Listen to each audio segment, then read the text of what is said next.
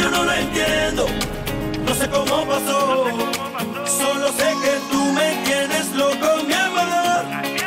De ti me he enamorado. Aquí están mis padres, que es en el sitio donde siempre que vienen aquí vienen, mira. ¿Qué tal?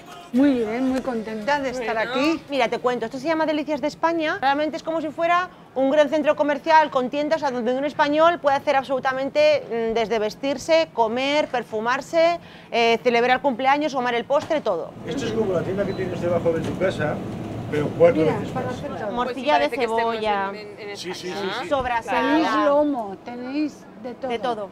Los carabineros están $3,54. ¿Cuánto te puede salir a hacer una paella? Para 4 personas o 5, que es nuestro caso, pues $130, $140. ¿Qué supuso para vosotros que vuestra hija así de la noche a la Pues mañana para- casi se fuera? Más que nada mi nieta, que es la única que tengo.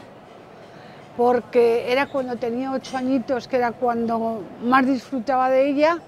Y además en un momento muy complicado para mí, cuando se vinieron, pero te vas adaptando a todo.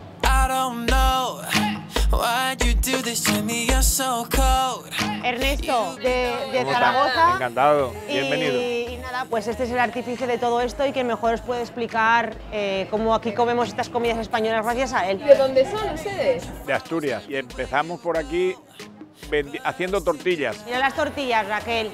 Todas estas tortillas las hacen diariamente, Madre mía, qué de buena patata pinta. normal y con chorizo. Te diré que al mes hacemos aproximadamente 4.000 tortillas. Yo no he vuelto a hacer tortilla de patata en casa, vengo, la compro y ya está. Muchísimas gracias.